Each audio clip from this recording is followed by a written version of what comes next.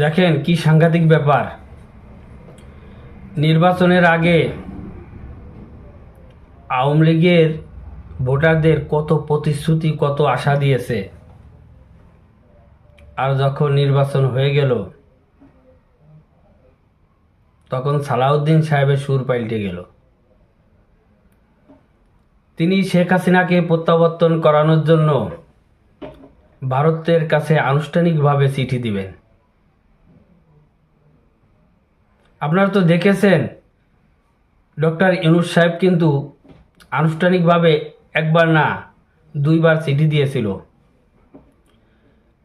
কিন্তু চিঠিটা কিন্তু বর্জন করে দিয়েছে ভারত। আর এখন আপনারা ক্ষমতা পেয়েই শেখ হাসিনাকে ফেরানোর জন্য তোড়পাড় শুরু করেছেন। কতটা সফল হবেন জানি না, তবে এটা মনে হয় করা ঠিক হবে না। কারণ আগে ক্ষমতায় বসেন, শপথ গ্রহণ করেন, মন্ত্রিত্ব ঠিক করেন, তারপরে ভেবে দেখবেন।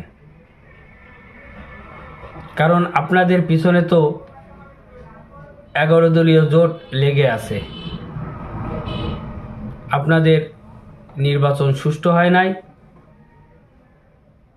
এবং গ্রহণযোগ্যতা পায় নাই।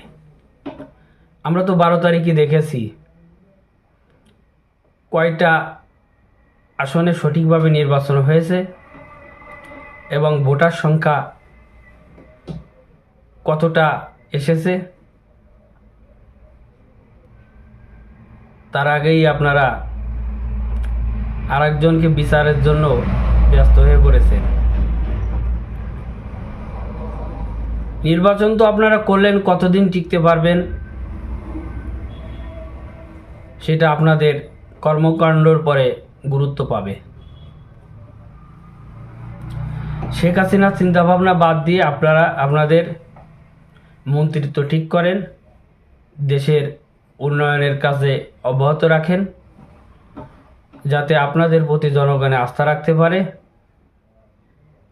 এবং পরবর্তী নির্বাচনে যাতে আপনাদের গ্রহণযোগ্যতা বাড়ে।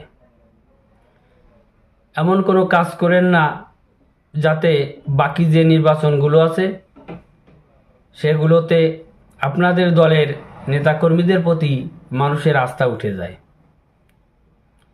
কারণ আমরা ভোট সেন্টারে যেয়ে দেখছি আপনাদের বিএনপির প্রার্থীকে বিএনপিরা ভোট দেয় নাই।